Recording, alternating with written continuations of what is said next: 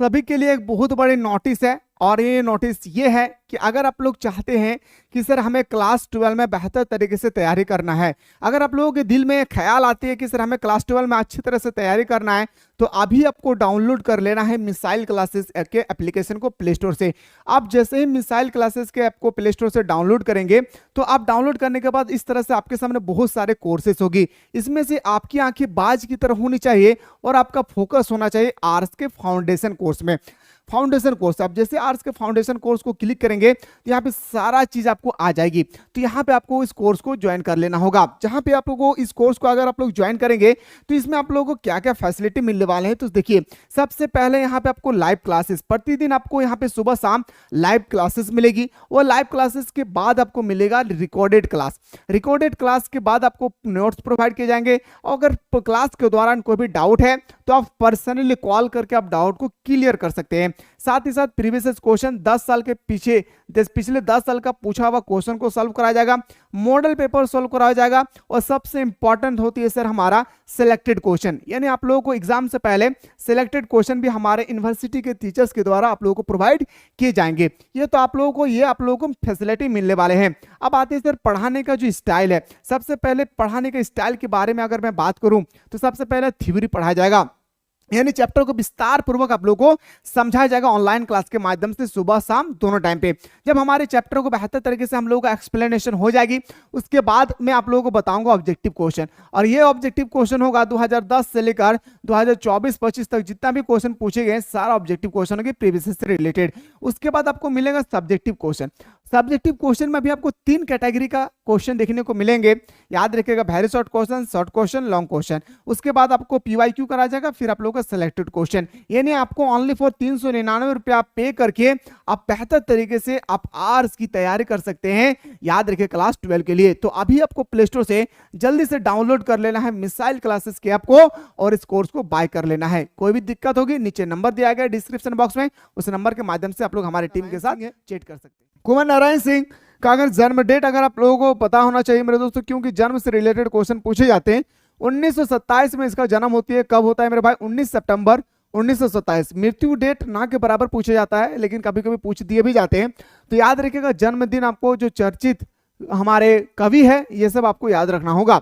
जैसे 19 सितंबर 1927 उत्तर प्रदेश में इसका जन्म होती है।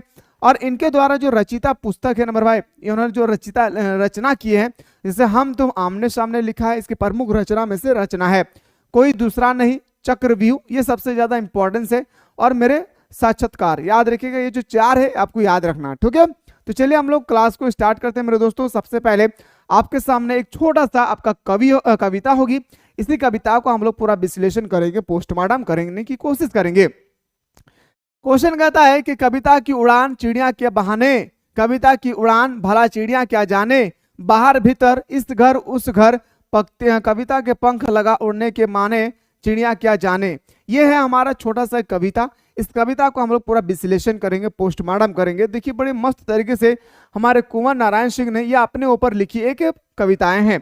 जैसे कुंवर नारायण सिंह कहते हैं कि कवि की भाव व्यक्ति की अत्यंत ऊंचा उड़ान भरता है, मतलब वो हवा में उड़ने की कोशिश करता है। क्या करता है? हवा में उड़ने की कोशिश करता है। जैसे चिड़िया ऊंची उड़ान लेती है, जैसे आप सभी को पता है कि हम लोग चिड़िया को क्या करते हैं? ऊंची उड़ान देखते हैं। वैसे ही कविता में लेखक अपनी अभिव्यक्ति की ऊंचा उड़ान भरता है। वैसे ही कविता में अपने कुंवर नारायण सिंह जो है वो कविता के बहाने की तरह वो ऊंचे उड़ान की ओर भरता है। आगे कहता है इस कविता की उड़ान को चिड़िया नहीं समझ सकती। और हमारे कुंवर नारायण सिंह का कहते हैं कि इस कविता के जो उड़ान है ये कोई चिड़िया नहीं समझ सकती। कवि अपने अभिव्यक्ति बाहर भीतर के अनुभव, यानी बाहर का भी, जब वो अपने घर से बाहर जाते हैं उनका भी एक्सपीरियंस, घर के अंदर में जब रहते हैं उनका भी एक्सपीरियंस, यानी कवि अपने बाहरी अनुभव और आंतरिक अनुभव दोनों को अनुभव को प्रत्येक घर के अनुभव के द्वारा करता है। कविता में कवि की उड़ान सीमाओं के बंधन से मुक्त होती है। और जो कविता में कवि है, कवि की जो उड़ान है, जो हमारे कुंवर नारायण सिंह की जो उड़ान है, सीमाओं के बंधनों से मुक्त होती है। मतलब कोई भी उसको रोक नहीं सकते। सीमा का मतलब बॉर्डर होता है, वो बॉर्डर पार करके भी उड़ान भर सकता है। कौन? हमारे कुंवर नारायण सिंह।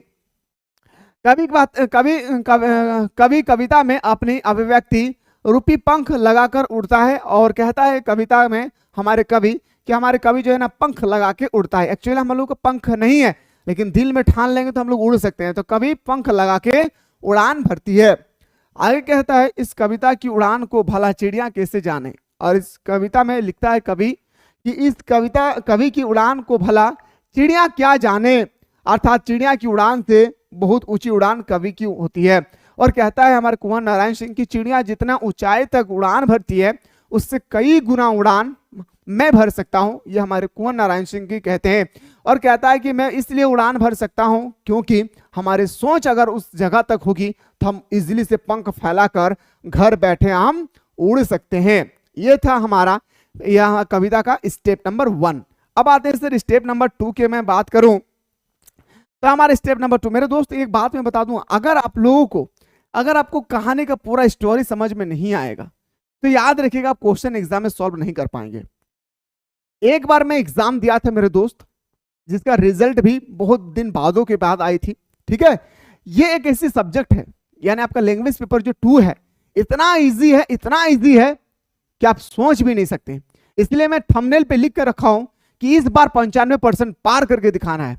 बस जितना मैं बताता हूं, जितना स्टोरी बता रहा हूं, उतना स्टोरी को नोट डाउन करेंगे और उसके बाद जो मैं ऑब्जेक्टिव बता रहा हूं उतना ऑब्जेक्टिव को आपको सॉल्व करना है। फिर देखेंगे मेरे दोस्तों कमाल की बात क्या होगी, आपका जब मार्क्स आएगी या जब आप एग्जाम हॉल में बैठेंगे तब आपको पता चलेगा। ठीक है, देखिए कविता एक खिलौना है फूलों के बहाने, कविता एक खिलौना है फूलों के बहाने, कविता का खिलना भला फूल क्या जाने, बाहर भीतर इस घर उस घर, बिना मुरझाए महकने के बाने, फूल क्या जाने। ये कविता का दूसरा पैराग्राफ है। अब चलिए इसको हम लोग पोस्टमार्टम करते हैं। इसको क्या करते हैं मेरे शेर शेरनियों, इसको हम लोग पोस्टमार्टम करते हैं। चलिए सर थोड़ा सा इसको जूम कर देते हैं ताकि आपको विजिबल हो सके। चलिए भाई, और टेंशन नहीं लेना। दूसरा देखिए, आपको पढ़ाने वाला तो बहुत सारा को होगा, लेकिन समझ में आपको आना चाहिए। मेन प्रॉब्लम तो यही होता है ना स्टूडेंट्स को कि समझ में नहीं आते चीजों को, तो समझने की कोशिश करेंगे। देखिए कवि कहते हैं कि कविता फूलों की तरह खिलना है। देखिए भाई कितना अच्छा बात कहा है। कहता है कि कवि कहता है कविता फूलों की तरह खिलना है।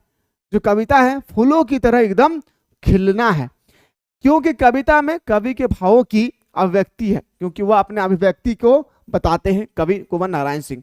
कविता में कवि के भावों पर कोई बंधन नहीं है और कविता के जो भाव है वो किसी भी बंधन में जकड़ा हुआ नहीं है, ना कोई पकड़ के रखा है। बाहर भीतर अर्थात उड़ चेतन जीव जंतु मानव प्रकृति सभी का वर्णन कवि अपने अनुभव के आधार पर करता है। मानव से लेकर जीव जंतु से लेकर आसमान जमीन सारे चीज को लेकर हमारे कुंवर नारायण सिंह ने इस कविता को रचना किया है।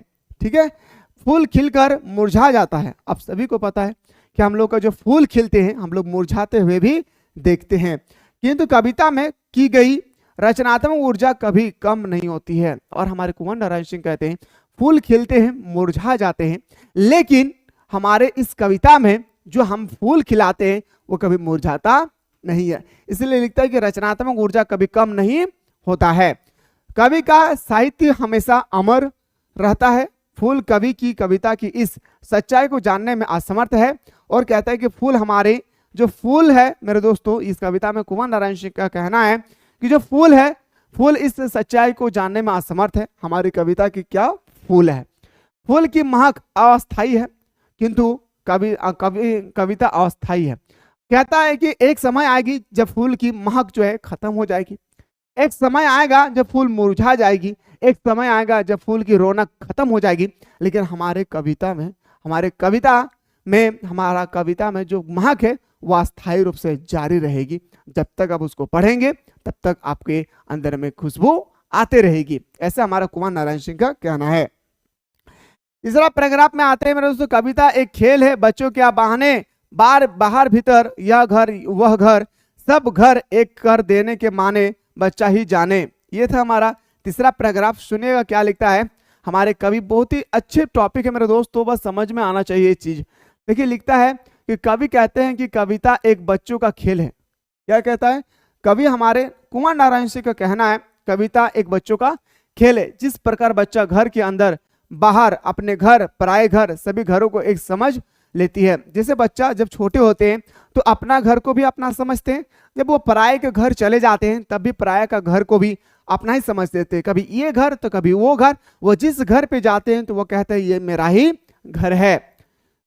उसी प्रकार कविता में कभी कोई सीमा नहीं होती। इसी प्रकार कहते हैं हमारे कुंवर नारायण सिंह की कविता में कोई भी सीमा नहीं होती, कविता भी शब्द का खेल है और शब्द के इस खेल में उड़ चेतन, याद रखिएगा चेतन का मतलब सर, अतीत माने बीता हुआ कल, वर्तमान मतलब प्रेजेंट टाइम और भविष्य सभी समाहित है। जब भी हम लोग कभी भी कोई भी कविताएं लिखते हैं तो हमारा प्राचीन शब्द का भी हम लोग मतलब अतीत का भी, हम अतीत शब्द का भी इस्तेमाल करते हैं, वर्तमान शब्द का भी इस्तेमाल करते हैं और भविष्य काल के शब्द के बारे में भी हम लोग इस्तेमाल करते हैं। जब इन सारे तीनों काल के शब्द को जब हम लोग इस्तेमाल करना शुरू कर देते हैं तो हमारा कवि कहता है कि एक प्रकार का आपका कविता का निर्माण हो जाती है। ठीक है, मैं उम्मीद कर रहा हूं मेरे दोस्त कि आप लोगों को बेहतर तरीके से समझ में आ रहा होगा। अब ये जो हमारा टॉपिक है मेरे दोस्तों, इसके बाद जो हम लोग देखेंगे ये ऑब्जेक्टिव। देखिए भाई, अगर आपको टॉपिक समझ में आ जाएगी ना तो आप ऑब्जेक्टिव क्वेश्चन को इजीली से सॉल्व कर सकते हैं।